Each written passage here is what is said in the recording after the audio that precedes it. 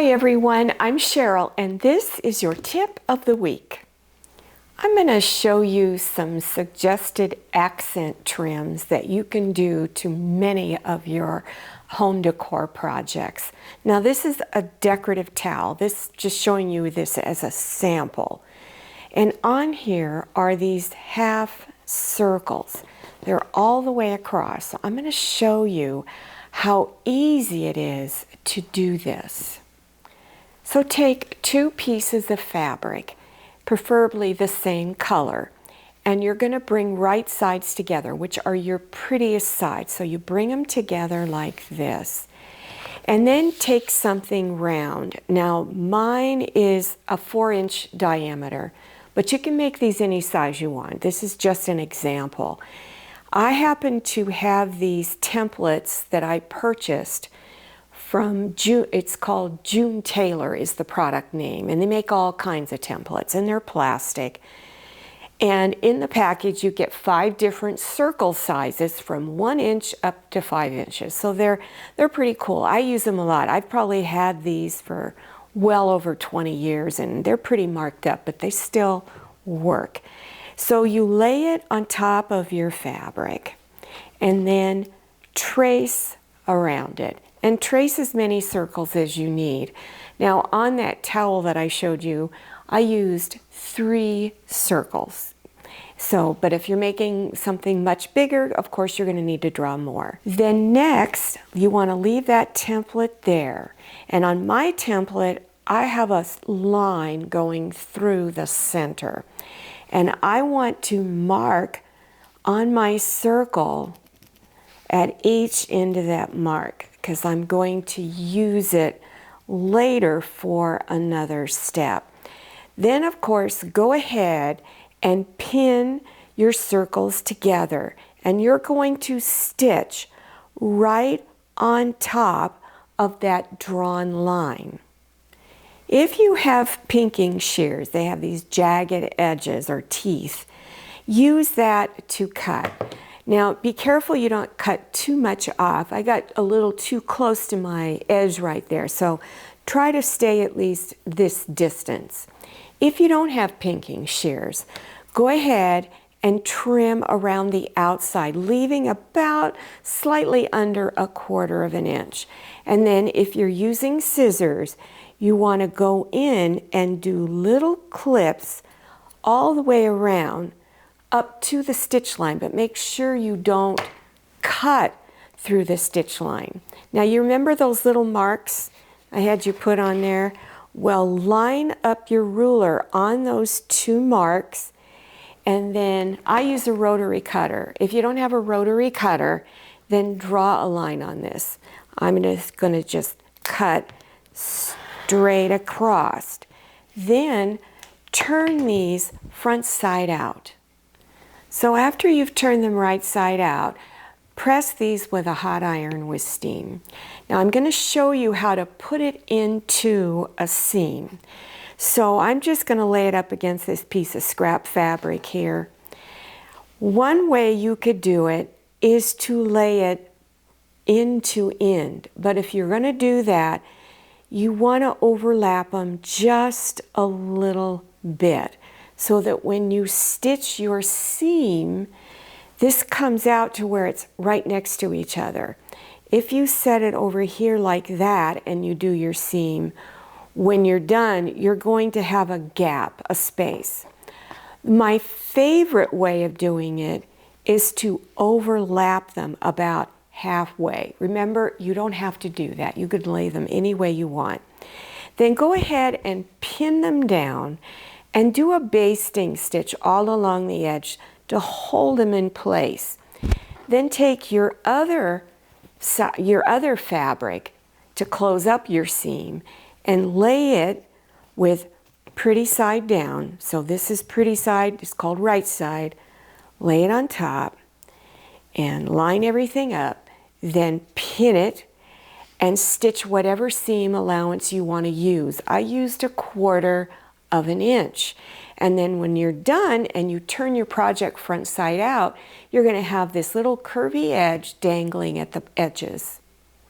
Now if you're going to put it on a towel, The method I used was a little different, and the raw edges do not show, and I did not cut a strip of fabric to cover the raw edges. I used a really cool technique, and so I'm going to have this towel link listed below your YouTube screen in the description section, so you can see how I did it on a towel. Now here is another trim you can put on your projects using the same method of putting it into a seam or putting it into a towel. But this little point is a no-sew project, so this is how easy it is to do. So you don't have to sew any seams for it. Now this is about a 6-inch square, so you can cut them any size you want. So I folded in half and pressed it with my iron, and then folded in half again and pressed it with my iron. And you can put it into the seam for a table runner or a pillow or even the towel in the same manner. I'm going to go over a type of strap that you can put on any type of bag you're making. And this is called belting strapping. And this particular packages of that product is made by Dritz, but they're not the only company that makes it. This is just the sample I happen to have. The Dritz company makes it in pre-cut sizes of 2 yards. So this is 1 inch wide, 2 yards long, and it's enough to put 2 straps on a tote bag, especially if you're making a large bag. So that's why I like buying the pre-cut. I don't have to stand in line waiting for someone to cut it by the yard for me. Now I'm going to go over different types of methods that you can use to put it into a seam. So here's a little picture of a tote bag. You can put the straps on the outside. So when you're going to put them on the outside of the bag where it's going to show, you want to make sure you fold the end of the strapping underneath, because that can unravel. So you want to make sure it's tucked underneath. And here is a stitching method to make it very secure. So you would stitch across, stitch down, across, back up, stitch down, across, back up.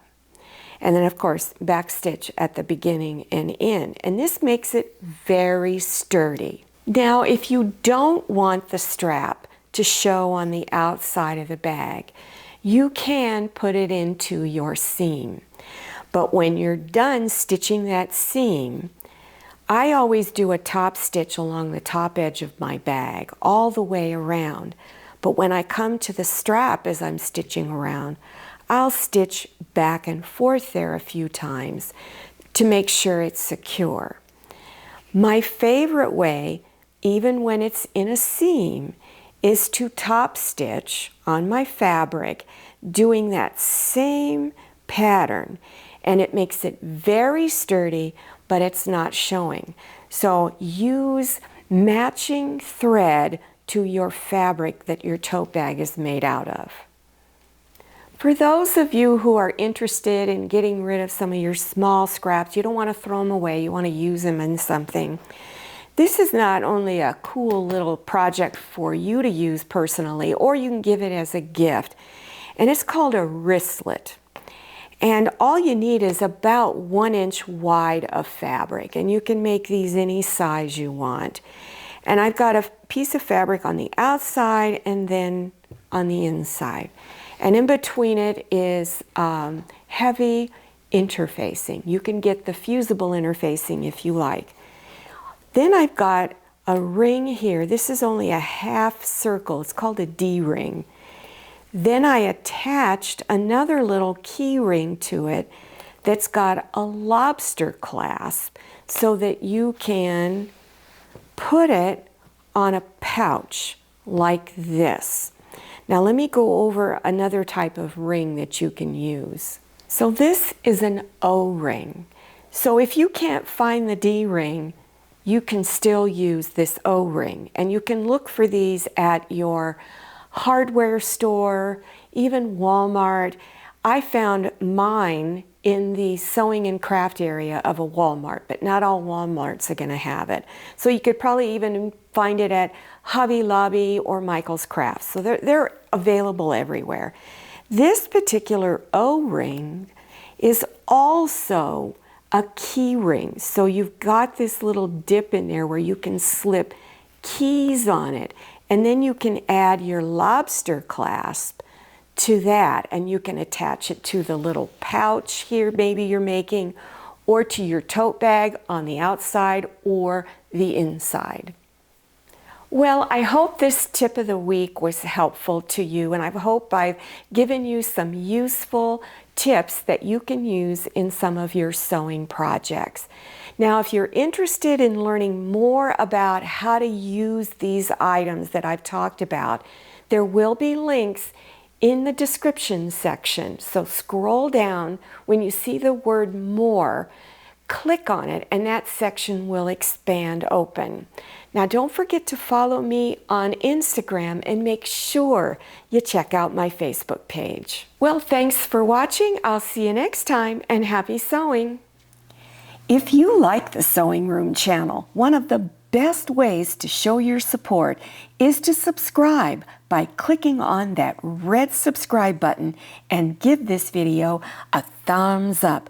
And don't forget to click on share to share this video with your friends. And make sure you click on the bell so you receive notifications for all my new videos. I'm Cheryl, this is Manny, and this is Scotty. See you next time.